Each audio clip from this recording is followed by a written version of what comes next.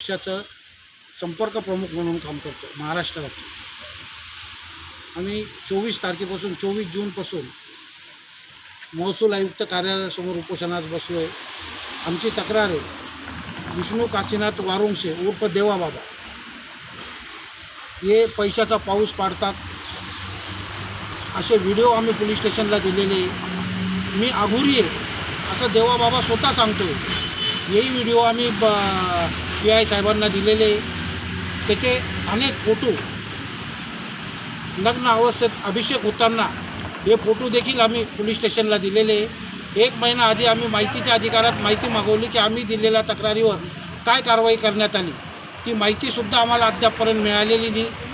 आम्ही उपनगर पोलीस स्टेशनला 50 वेळेस गेलो आहे। PI साहेब जयंत शिरसाट साहेब आम्हाला वेळोवेळी म्हणाले की 2 दिवस थांबा मी कारवाई करतो, 4 दिवस थांबा मी कारवाई करतो। अद्यापपर्यंत त्याच्यावर कारवाई झालेली नाही। जयंत शिरसाट साहेबांचं म्हणणं आहे की हे जो व्हिडिओ तुम्ही दाखवले हे 1.5 वर्ष जुने। आमचं म्हणणं आहे एखाद्या व्यक्तीने 10 वर्ष आधी जर मर्डर केला असेल किंवा दरोडा टाकला असेल आणि आज तो माहिती झाला किंवा निदर्शनास कोणी आणून दिला तर त्या व्यक्तीवर कारवाई होत नाही का? तुम्ही हे सांगून त्याला सोडून देतात की हा गुन्हा तू 10 वर्ष आधी केला होता, आता याच्यावर कारवाई होणार नाही। मग या देवा बाबावरच एवढी मेहरबानी का पोलिसांची? देवा बाबा यांना भेटत नाही आहे का? हां, एवढे सगळे पुरावे देऊन देखील जर अशा भोंदू बाबांवर तक्रारी दाखल होत नसतील, गुन्हा दाखल होत नसेल आणि याच्यामध्ये आम्ही मागणी केलेली, याच्यामध्ये त्याची पत्नी त्याचा मुलगा हे सुद्धा सह आरोपी आहे। त्यांना सगळ्यांना माहिती आहे की हा काय करतो, तरी देखील हे लोक त्याला मदत करतात घरात आणि पोलीस प्रशासनही याच्यावर दुर्लक्ष करत आहे।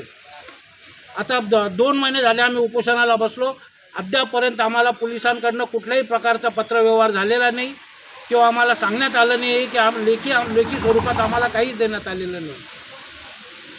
पुढची काय कारवाई? आम्ही CP ऑफिससमोर कमिशनर साहेबांच्या कार्यालयासमोर आमरण उपोषण लावू। होणाऱ्या विपरीत परिणामास प्रशासन आणि देवा बाबा हे जबाबदार राहतील याची नोंद घ्या। नाशिक जिल्हा कायद्याचा बाल्य किल्ला असे नाशिकची व्याख्या प्रसिद्ध असल्या आणि अशा या कायद्याच्या बाल्य किल्ल्यामध्ये विष्णू काशीनाथ वारुंगसे उर्फ देवा बाबा हा गेल्या कित्येक वर्षापासून देव धर्माच्या नावाखाली जे अशिक्षित लोक आहे, शिक्षित लोक आहे यांना आपल्या चमत्काराच्या नावाखाली तो अनेकांची वेगवेगळ्या पद्धतीने फसवणूक करीत येत आहे। पण हे करताना तो महिलांना त्या चमत्काराच्या नावाखाली मी तुझं चांगलं करल, मी तुझी परिस्थिती सुधरवल या अनुषंगाने तो त्यांना राख्या त्याच्यानंतर लिंबू असे काही वेगवेगळे पदार्थ देऊन त्यांना घरामध्ये ठेवण्यास लावतो, बाहुली बांधण्यास सांगतो, काहींना तर तो सुया पण टोचायला सांगतो आणि त्या झाडाला बांधायला सांगतो।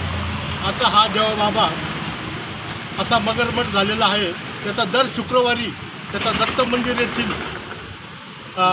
घंटी बसवा मंदिर तिथं त्याचा दरबार भरत असतो आणि दर शुक्रवारी त्याचा आर्थिक गल्ला हा 70 ते 80 हजार रुपये हा दर आठवड्याला कमवतो। असं त्याच्यात तोंडून आम्ही एकदा याची आमची म्हणजे चर्चेमध्ये निष्पन्न झालेलं आहे आणि वेगवेगळ्या पद्धतीने हा महिलांना जेव्हा तो बोलवतो तेव्हा तो महिलांच्या कुठल्या पण शरीर म्हणजे आता डोक्यावर हात लावता खालपर्यंत नाही का वेगळ्या पद्धतीने तो स्पर्श करीत असतो। असा हा देवा बाबा चमत्कारी देवा बाबा आहे। हा महिलांसाठी तर चमत्कारी, पण महिला कसं एक अंधश्रद्धेच्या भीतीपोटी ते हे सगळं सहन करत आले आणि आपलं काहीतरी याच्यातून चांगलं साध्य होईल, घर संसार चांगला सुखाचा होईल या भावनेतून ते त्याच्याकडं अनेक महिने वर्ष हे त्याच्याकडं चालू असताना काही त्यांना गुण आलेला नाही। तसेच या प्रसंगी आमचे अनिल भाऊ बाविस्कर हे सुद्धा त्यांच्या हृदयाचा प्रॉब्लेम आल्यामुळं ते सुद्धा त्याच्याकडे गेलेले होते। त्या अनुषंगाने त्यांनी ते औषध देतो म्हणून नाही का त्यांची तिथं पण आर्थिक फसवणूक केलेली आहे. यांचीच नाही, अशा कितीतरी महिलांची पुरुषांची सुद्धा आर्थिक फसवणूक या देवाबाबांनी केलेली आहे. तरी माझी अशी इच्छा आहे की नाशिक पोलीस प्रशासनाने या भोंदू बाबावरती योग्य ती कारवाई करायला पाहिजे आणि 24 जून 2026 पासून हे इथं अनिल भाऊ बाविस्कर हे उपोषणाला बसलेले आहे. तरी त्यांना अद्यापर्यंत न्याय मिळाला नाही. हा न्याय का मिळत नाही आहे? कारण नाशिक हा आपला कायद्याचा बालेकिल्ला म्हणून पूर्ण महाराष्ट्रामध्ये प्रसिद्ध झालेला असताना हा भोंदू बाबा मोकाट कसा फिरतोय त्याच्यावर शासनाचं लक्ष मी केंद्रित करू इच्छितो. एवढं बोलून आत्ता मी या इथून चाललो होतो त्यावेळेस मी पाहिलं की बाविस्कर साहेबांचं काहीतरी पत्रकार परिषद चालू आहे. तेव्हा मी मुद्दाम या ठिकाणी आलो आणि बाबाबुवांचं जे सुळसुळाट नाशिक जिल्ह्यात म्हणा किंवा आपल्या या ठिकाणी झालेलं आहे त्याचं मुख्य कारण असं आहे की वडगाव टिंगळा वडगाव पान येथील राजेंद्र दळगे यांचा जो बाबाबुवा पकडलेला आहे त्याचा जो मास्टर माइंड आहे मोहनपुरी, तर हा मोहनपुरी फक्त एकाच बाबांचा हे नाही मास्टर माइंड नाही, यांनी अशा अनेक बाबाबुवा तयार केलेले आहेत आणि मोहनपुरी हा 3 महिन्यापासून फरार आहे. आणि जोपर्यंत मोहनपुरी सापडत नाही तोपर्यंत जर मोहनपुरी सापडला तर तो त्यांनी किती बाबाबुवा तयार केलेत, किती लोकांना औषध पुरवलेत ती निष्पन्न होईल. तर थोडक्यात मोहनपुरीची मी हिस्ट्री सांगतो. मोहनपुरी नाशिकमध्ये आला तर बोगस डॉक्टर सेक्स स्पेशालिस्ट म्हणून त्यांनी इथं प्रॅक्टिस बिट हॉस्पिटलसमोर सुरू केली. त्याच्याविरुद्ध अनेक तक्रारी झालेल्या आहेत. महापालिकेचे वैद्यकीय अधीक्षक यांनी त्याच्यावर गुन्हा दाखल केलेला आहे, परंतु त्याचा प्रकार थांबलेला नाही. तो बोगस डॉक्टरनी प्रॅक्टिस केली, परंतु त्यांनी पुन्हा एक university Indian institute of alternate medicine असे त्यांनी विद्यापीठ काढलं होतं बिट हॉस्पिटलसमोरच. त्याच्यातून त्यांनी अनेक लोकांना डॉक्टरकीच्या डिग्र्या दिलेल्या आहेत. 1 मिनिट, हा विषय आहे का याच्यात? त्यांनी अनेक तयार केलेले आहेत. आणि त्याच्यानंतर आता त्यांनी औषध कारखाना सिन्नर तालुक्यामध्ये आपलं सिन्नरचा जायगाव जे गाव आहे तिथं त्यांनी बिट हॉस्पिटलून तिथं मोठं विद्यापीठ स्थापन केले, आरोग्य विद्यापीठ, आणि त्याच्यामार्फत औषधं तयार करून तो सगळा नाशिक जिल्ह्यामध्ये पुरवतो. आणि त्याच्यानंतर आणखी एक महत्त्वाची गोष्ट अशी आहे की तो पंचदशनाम आखाडा याचा तो नागा साधू तयार झाला. त्यांनी आता भगवे कपडे घालतो आणि अशी बाबाबुवा तयार करत आहे आणि त्यांना औषधं पुरवतो. म्हणजे हे भोंदू बाबा जे इथं सुळसुळाट झाला आहे त्याचं मुख्य कारण मोहनपुरी आहे.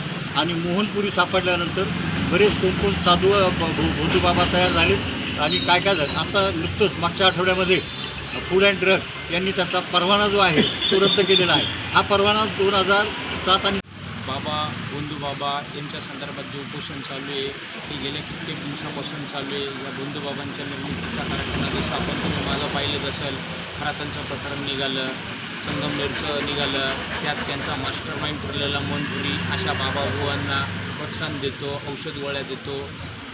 ते देखील 3 महिन्यापासून फरार आहे. यांच्याबाबतही गुन्हा दाखल आहे, पूर्वी आहे आणि आत्ताही उपोषणासाठी बसले तरी कुठल्याही प्रकारची कारवाई होत नाही. ती लोक प्रसारमाध्यमांमध्ये त्यांच्या मुलाखती देतात, फरार असून किंवा हे बाबा इतर यांच्यात मुलाखती देतात की संबंधित व्यक्तीच अशा पद्धतीचे वास्तविक बघायला प्रशासनाने त्यांच्यावर कारवाई केली पाहिजे, ती होत नाही. तसे कितीतरी बाबा मार्केटमध्ये आहेत, जसं की फरशीवाले बाबा म्हणा किंवा जसं आता हे देवा बाबा म्हणा, असे कित्येक बाबा आहेत.